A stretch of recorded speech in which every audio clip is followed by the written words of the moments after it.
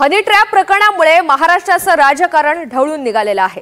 ठाकरे सरकारला हादरे देणाऱ्या प्रकरणाची राजकीय वर्तुळामध्ये चांगलीच चर्चा रंगली।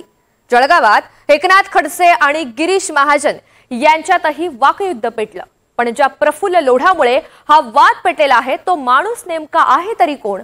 लोढानं जामनेरमध्ये स्वतःचं साम्राज्य कसं उभं केलं आणि त्याचा राजकीय प्रवास कसा होता, या सर्व प्रश्नांचा आढावा घेतलेला आहे थेट प्रफुल्ल लोढा याच्या पहुर गावातून। आपण पाहूयात।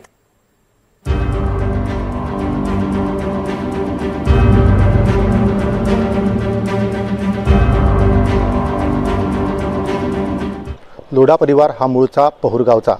प्रफुल्ल लोढा यांचे वडील यांचा ट्रान्सपोर्टचा व्यवसाय होता। सोबतच ते काँग्रेसचे खंदे समर्थक होते। त्यामुळे या कुटुंबाला राजकीय पार्श्वभूमी देखील पाहायला मिळते। मात्र प्रफुल्ल लोढा यांच्या बंडखोर भूमिकेमुळे त्यांनी आपलं एक वेगळं साम्राज्य निर्माण केलं आणि ते जामनेरमध्ये येऊन वास्तव्यास आले। आपण प्रफुल्ल लोढा यांच्या जामनेर येथील शिक्षक कॉलनी या उच्चभ्रू वस्तीच्या बंगल्याबाहेर आपण या ठिकाणी आहोत। सुमारे 1.5 कोटीचा हा बंगला जो आहे हा प्रफुल्ल लोढा यांचा या उच्चभ्रू वस्तीमध्ये पाहायला मिळतोय।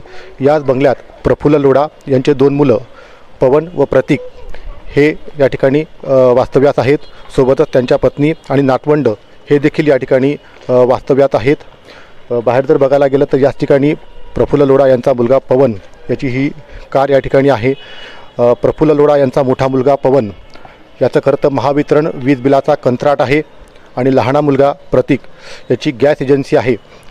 संपूर्ण हे जे साम्राज्य जे आहे प्रफुल्ल लोढा हे खरं तर जामनेरमध्ये आल्यानंतर व विविध राजकीय नेत्यांच्या जवळ आल्यानंतर हे संपूर्ण साम्राज्य जे आहे प्रफुल्ल लोढा यांनी निर्माण केलेलं आहे। सोबतच अनेक व्यवसाय देखील त्यांचे या ठिकाणी पाहायला मिळत आहेत।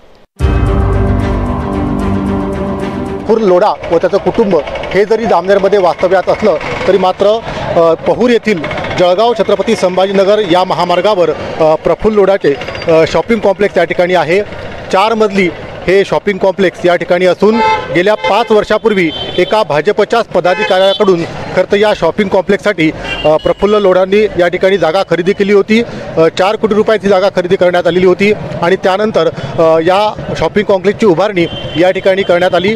गेल्या 2 ते 3 वर्षापूर्वी या शॉपिंग कॉम्प्लेक्सचं काम पूर्ण झालं आणि या ठिकाणी या शॉपिंग कॉम्प्लेक्समध्ये एकूण 4 मजले असून वरच्या मजल्यावरती 4थ्या मजल्यावरती या ठिकाणी खरं तर काही फ्लॅट आहेत आणि त्या फ्लॅटमध्ये काही भाडे तत्वावरती रहिवासी त्या ठिकाणी आहेत।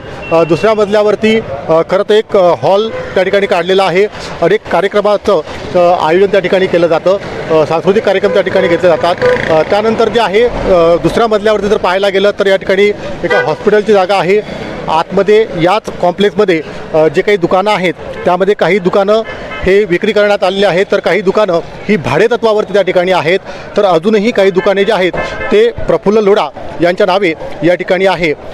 सद्यस्थितीत या संपूर्ण शॉपिंग कॉम्प्लेक्सची जागा जर आपण पाहिली आणि याचा बाजार मूल्य जर पाहिलं तर सुमारे 12 कोटी रुपयाचं हे शॉपिंग कॉम्प्लेक्स या ठिकाणी प्रफुल्ल लोढाचं आहे। ज्या पद्धतीने पहुर गावामध्ये आपण प्रफुल्ल लोढा यांच्याबाबत माहिती काढली त्या दरम्यान खरं तर वडिलांचा जो व्यवसाय आहे तो करण्याचा निर्णय न घेता आपलं साम्राज्य वेगळं करण्याचा प्रयत्न प्रफुल्ल लोढा यांनी केला होता। मात्र दारूच्या व्यसनामुळे संपूर्ण आर्थिक स्थिती मंदावल्यामुळे या ठिकाणी प्रफुल्ल लोढा यांनी अनेक नेत्यांच्या सोबतीला जाऊन खरं तर पुन्हा आपलं हरवलेलं वैभव जे आहे ते पुन्हा मिळवलं आणि त्यानंतर राजकीय नेत्यांच्या सभा असतील, अनेक बडे नेत्यांचे दौरे असतील, या प्रत्येक दौऱ्यामध्ये या ठिकाणी प्रफुल्ल लोढा हा उपस्थित असायचा। त्यामुळे राजकीय नेत्यांशी संबंध असल्यामुळे अनेक व्यवसाय करत जे आहे प्रफुल्ल लोढाने उभे केले आणि त्यानंतर खरं तर हे भव्य असं शॉपिंग कॉम्प्लेक्स हे देखील पहुरमध्ये उभारलं। पहुर गावातील काही ग्रामस्थ आपल्यासोबत आहेत। दादा काय सांगणार? प्रफुल्ल लोढा खरं तर हे पहुरमधले रहिवासी आहेत। प्रफुल्ल लोढा यांना तुम्ही ओळखता आणि काय व्यक्तिमत्व आहे? आरोग्य दूत होते ते पहिले गिरीश भाऊचे काही संपर्क त्यांच्याशी होते। ते दाखवण्याचे कामं करणार होते त्यांच्यामार्फत आणि त्यांची गॅस एजन्सी फत्तेपूरला आहे। हो इट आता ते म्हणजे पहिल्यापासून इट रहिवासी म्हणजे मग आता ते म्हणजे मग जामनेरला गेलेले होते काही दिवस। काही ते राजकीय पॉलिटिशियन इथे त्यांना पार्टी उभी केलेली होती ग्रामपंचायतमध्ये। पण आता ज्या पद्धतीने त्यांच्यावरती गुन्हे दाखल झालेले आहेत, महिला अत्याचारासारखे गुन्हे मुंबईत दाखल झालेले आहेत, आता पहूर गावाची नेमकी भावना काय आहे, काय इथलं वातावरण आहे? ते काय आता ते त्यांचा वैयक्तिक विषय आहे दादा, तो आपण काही सांगू शकत नाही. लोढा कुटुंबीय हे पहूर या गावातील खरं तर मोठं व्यावसायिक आणि राजकारणी कुटुंब म्हटलं जातं. त्यामुळे या लोढा कुटुंबाचं प्रस्थ जे आहे या ठिकाणी पाहायला मिळतं. अजूनही काही ग्रामस्थ या ठिकाणी आहेत. दादा काय सांगणार, लोढा जे आहेत ते व्यावसायिक कुठले आपण? नाही, मी वापरचा आहे. काही ग्रामस्थ जे आहेत ते बाजूचे आहेत. मात्र या ठिकाणी आता प्रफुल्ल लोढा यांच्याबाबत आपण माहिती घेण्याचा प्रयत्न करणार आहोत. आता प्रफुल्ल लोढा आणि कुटुंब आपण ओळखता, आपण कुठले? काही लोक दादा कोणीच स्वभाव तुम्हाला हे बोलणार नाही, काही ताण नका द्या. कोणीच आता बघतोय की दबाव तंत्र असल्याचा आरोप देखील करत या ठिकाणी होतोय. बघू आपण अजून की काही ग्रामस्थ जे आहेत, कारण ज्या पद्धतीने जे आरोप प्रत्यारोप जे सुरू आहेत. दादा आपण व्यावसायिक आहात, काय सांगाल? लोढा कुटुंब जे आहे तिथलं व्यावसायिक कुटुंब मानलं जात होतं, मात्र आता काय नेमकं या गावाचं वातावरण आहे? काय अटक आहे एवढंच माहिती, बाकी काही माहिती नाही कशाबद्दल आहे काय. एक मोठं व्यावसायिक कुटुंब होतं लोढा, आता मात्र त्यांच्यावरती प्रफुल्ल व्यवसायात नवीन आहे, आम्हाला काही माहिती नाही.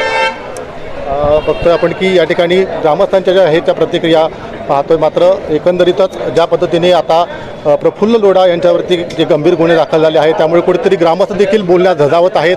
पण प्रफुल्ल लोढा यांच्याबाबत जे काही आता राजकारण्यांकडून नेत्यांकडून जे आरोप केले जातात, खरं तर व्यसनाधीन प्रफुल्ल लोढा यांच्यामुळे खरं तर अनेक काही गुन्हे त्यांच्यावर दाखल झाल्याचा जो आरोप होतोय. अनेक लोक आहेत पण बोलण्यास कोणी धजावत नाही आहे. पहूर गाव आहे, अजूनही काही बोलण्याचा आपण प्रयत्न करूया, त्यांच्याकडनं काही माहिती मिळते का? आता आपण कुठल्या गावाचे आहेत? दादा मी नाही, तुम्ही कुठल्या गावाचे आहेत? आपण बाहेर गावचे आहात तुम्ही? अच्छा. बघितलं तर पहूर बस स्थानक परिसरात आपण आहोत आणि या ठिकाणी अनेक ग्रामस्थ जे आहेत कुठेतरी कॅमेरासमोर येण्यास बोलण्यास धजावत असल्याचं पाहायला मिळतं आहे. ज्या पद्धतीने आता या प्रकरणामध्ये जे काही आरोप प्रत्यारोप केले जात आहेत, या आरोप प्रत्यारोपावरून नेमकं आता या तपासात काय तथ्य समोर होणार हे देखील पाहणं महत्त्वाचं आहे.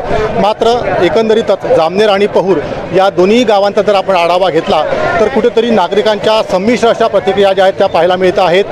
कुठेतरी राजकारणामुळे या दोन्ही गावाचं नाव खराब होतं आहे, तरुणाईवर विपरीत परिणाम होते, असा देखील आरोप जो आहे तो ग्रामस्थांच्या या प्रतिक्रियेतून उमटत आहे.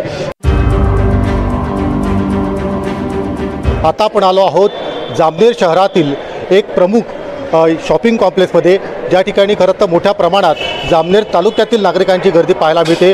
ज्या पद्धतीने प्रफुल्ल लोढा हा या ठिकाणी पाहतोय की अनेक राजकीय लोकांशी यांचा संबंध आहे, अनेक व्यावसायिक संबंध आहेत. त्यामुळे प्रफुल्ल लोढा नेमका कोण, लोकांना त्याच्याबाबत काय वाटतंय?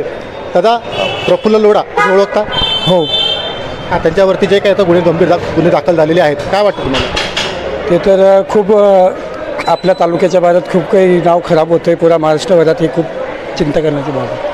बरं, तुम्हाला तरुणाला काय वाटतं नेमकं ज्या पद्धतीने करता हा गुन्हा दाखल झालेला आहे, कितपत त्या गुन्ह्यात तथ्य आहे, काय वाटतं? आता त्यांचं जे तथ्य आहे ते गुन्हा करणाऱ्याला आणि न करणाऱ्याला माहिती आहे. आणि ज्यांना कोणी अडकवलेलं असेल किंवा त्यांच्याकडून झालेलं असेल ते तरुण पिढीसाठी तरी म्हणजे कोणी राजकारणात सक्रिय होणार नाही, कारण की दबाव आणला जातो आहे. आणि दबावाचा प्रश्न असा असतो की कुणी सपोज घराच्या बाहेर आणि आईवडीलसुद्धा मुलांना राजकारणात पडू देणार नाही याच्यामुळे. नक्कीच अजूनही काही लोकांची आपण प्रतिक्रिया घेऊया. दादा, ज्या पद्धतीने आता राज्यभरात हनी ट्रॅपचं प्रकरण जे आहे ते गाजते आहे, त्यामध्ये प्रामुख्याने जामनेरमधील प्रफुल्ल लोढा हे तुम्ही परिचित आहात? हो, प्रफुल्ल लोढा बरंच राजकीय प्रभाव आहेत त्यांचा. सध्या जी जामनेर म्हणजे एक शिक्षणाचं माहेरघर म्हणून ओळखलं जायचं, एक शिक्षणाची पंढरी.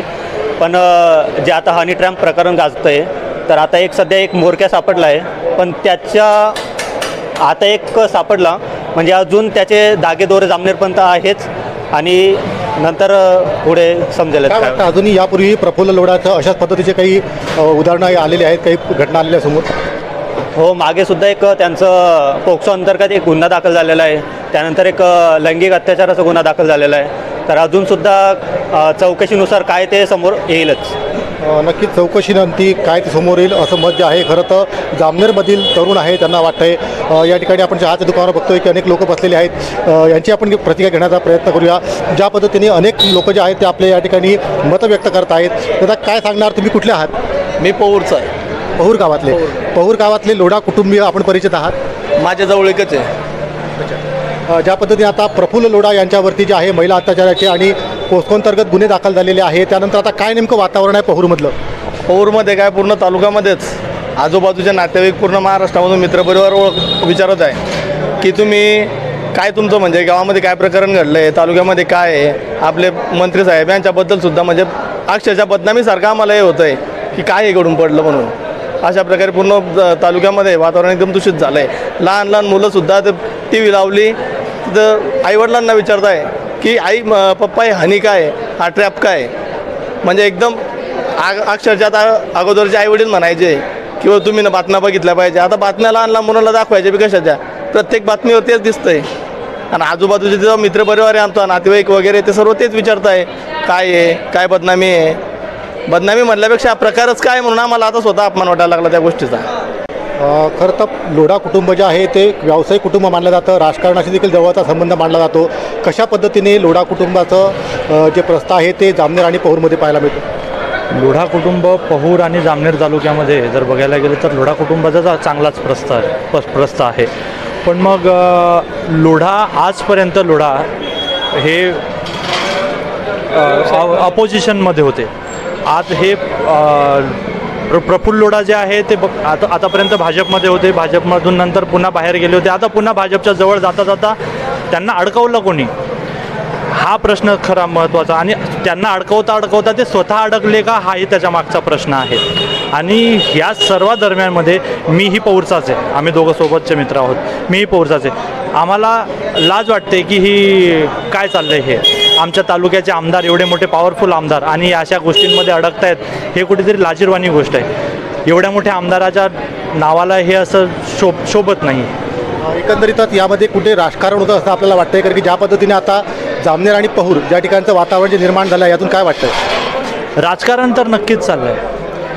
गेल्या 5 वर्षांपासून लोढा म्हणत होते की माझ्याकडे सीडी आहे. गेल्या 5 वर्षांनंतर आता 5 वर्षांनंतर हा प्रश्न उद्भवलेला आहे.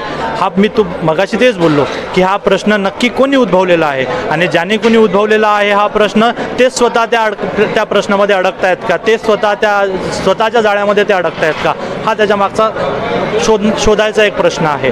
आणि आता अपोजिशनमध्ये पण अपोजिशनवालेही तो प्रश्न उचलत आहेत. आणि याचा 5 वर्षापासून हा प्रश्न निलंबितच चालला आहे. याचा आता उत्तर जनतेला मिळायला पाहिजे. मला काय वाटतं, कोणतं प्रकरण? जे की हनी ट्रॅपचं प्रकरण सुरू आहे राज्यभरात, हनी ट्रॅपची चर्चा आहे, त्यामध्ये कुठेतरी जामनेरचा प्रफुल्ल लोढा यांच्या माध्यमातून संबंध आला आहे. प्रफुल्ल लोढा यांच्यावर गुन्हा दाखल झालेले आहेत. काय वातावरण आहे नेमकं जामनेरचं? सगळी नौटंकी आहे. अंबार अकबर अंतनीचा खेळ चालू आहे जामनेर तालुक्यात. हे सगळी नौटंकी चालवली आहे. हे या पक्षातून त्या पक्षात, त्या पक्षातून त्या पक्षात, ते तिन्ही नौटंकी चालू आहे. काही तथ्य नाही त्याच्यात. नाही अजून काही बोलायचं आहे, तुम्हाला काय वाटतं?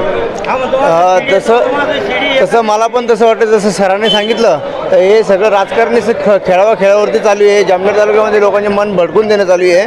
बाकी कुठलाही त्याच्यामध्ये निष्कर्ष निघणार नाही अशी आम्ही जामनेरकरांची आशा आहे. या संपूर्ण हे सर्वसामान्य नागरिकांची प्रतिक्रिया घेण्याचा आपण या ठिकाणी प्रयत्न केला. ज्या पद्धतीने प्रफुल्ल लोढा त्याच्यावरती जे गंभीर गुन्हे दाखल झाल्यानंतर जामनेर शहराचं वातावरण नेमकं काय आहे, नागरिकांच्या नेमक्या भावना काय आहेत, हे देखील आपण या ठिकाणी जाणून घेण्याचा प्रयत्न केला आहे. एकंदरीतच यामध्ये कुठेतरी सखोल चौकशी झाली पाहिजे, यामध्ये होत असलेलं राजकारण थांबलं पाहिजे, आणि जामनेर आणि पहूर या दोन्ही गावाचं ज्या पद्धतीने नाव जे आहे ते दूषित होत आहे ते कुठे थांबलं पाहिजे, अशी अपेक्षा जी आहे जामनेर आणि पहूरमधल्या नागरिकांची आहे.